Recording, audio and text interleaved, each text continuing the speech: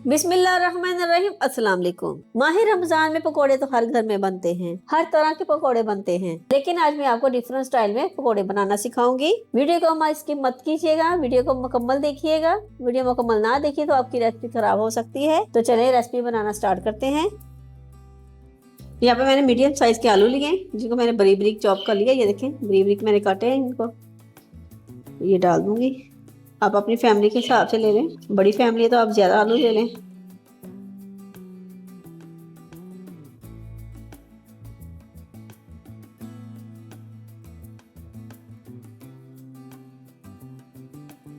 ये मैं पालक डालने लगी हूँ। आधा कप मैंने डाल दिया इसके अंदर पालक का। 1 कप मेरे पास बेसन है यहाँ पर। देखते कितना जाता है इसके अंदर। बेसन को ज्यादा नहीं डालना आपने। मैंने यहाँ पे प्याज लिया है मीडियम साइज का, बरी बरी काटा हुआ। ये देखें, बरी बरी स्लाइस कर लिए थे मैंने इसके। ये डाल देंगे। सब्ज मिर्चें थी मेरे पास चॉप की हुई 2, ये डाल देंगे इसके अंदर। 1 टेबल स्पून धनिया है। जीरा है मेरे पास हाफ टेबल स्पून। सुरख मिर्च है मेरे पास हाफ टेबल स्पून। नमक है मेरे पास 1 टीस्पून। हल्दी है मेरे पास हाफ टी स्पून। गरम मसाला मेरे पास 1 टीस्पून।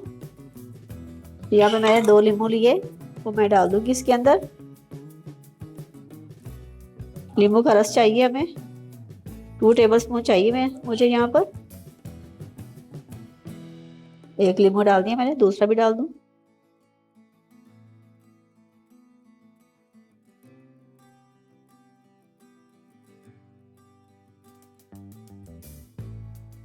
अजवाइन है मेरे पास हाफ टी स्पून।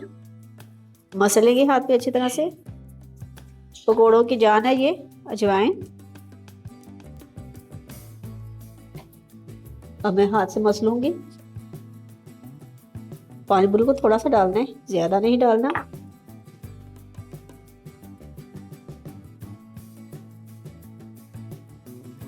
बकाया बेसन भी डाल देते हैं, तो छोड़ा था मैंने।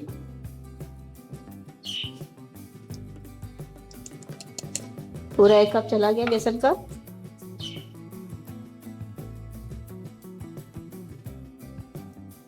घर पर आप बनाए पकोड़े माशाल्लाह ये बहुत अच्छे बनते हैं।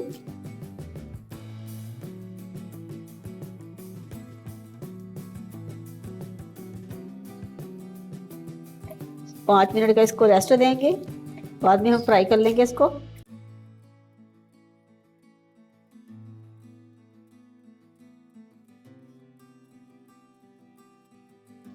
ये देखिए बाइंडिंग बहुत अच्छी हो गई है। मैं आपको चेक करवाती हूँ। ऐसे होनी चाहिए। बेसन ज्यादा नहीं डालना इसके अंदर आपने।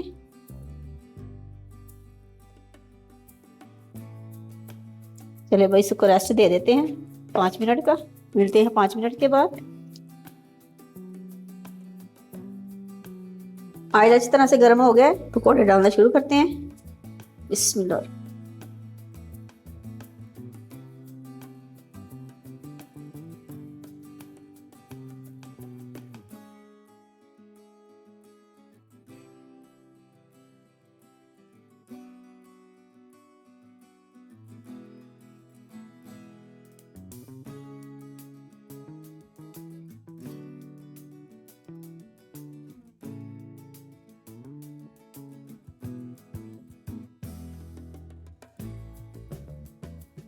2 मिनट तक आपने इनको हिलाना नहीं है।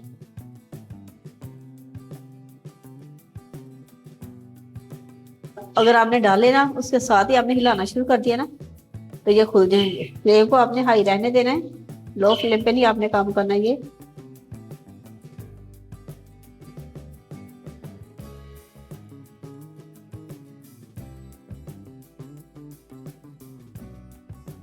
अभी इसको हम हाफ फ्राई करेंगे।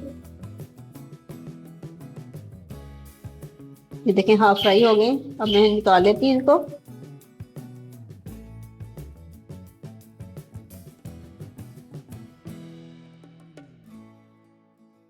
जो रह गया वो भी डाल लें।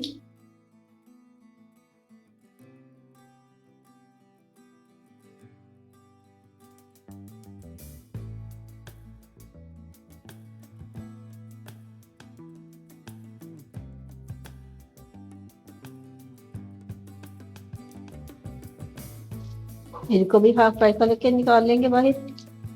हाफ फ्राई करने का मकसद ये है कि बाहर से ये खस्ता भी हो जाएंगे, अगर ये अंदर से कच्चे है ना तो अंदर से पक भी जाएंगे अच्छी तरह से। ये ना और ये ऊपर से फ्राई हो जाए, अंदर से कच्चे रह जाए।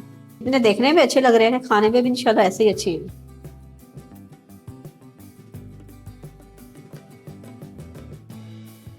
चलिए अब इसको भी निकाल लेते हैं, ये भी हाफ फ्राई हो गए। ये देखें ये हाफ फ्राई है, कलर देखिए आप कितना जबरदस्त लग रहा है इनका। अब 2 मिनट के लिए इसको मैं थोड़ा सा ठंडा होने दूंगी ताकि दोबारा मैं इसको फ्राई कर सकूं। चलिए अब दोबारा फ्राई कर लेते हैं। ये देखिए आपने ऐसे इसको प्रेस करना है,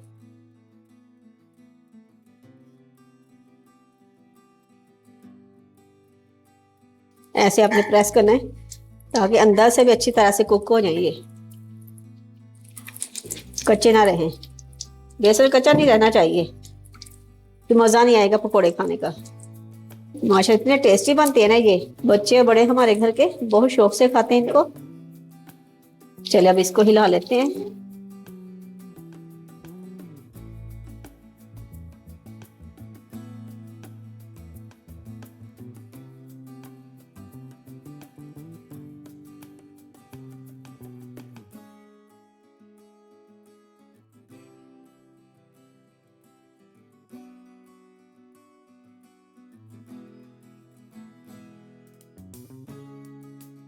ये देखिए हमारे खस्ता और मजेदार से पकोड़े तैयार हो गए। अगर हमारी रेसिपी अच्छी लगे तो हमारे चैनल को सब्सक्राइब करें, वीडियो को लाइक करें और दिए गए बेल बटन को जरूर दबा दें ताकि आपको हमारी नई वीडियो का नोटिफिकेशन मिल सके। अपनी कीमती राय कमेंट बॉक्स में ज़रूर दें।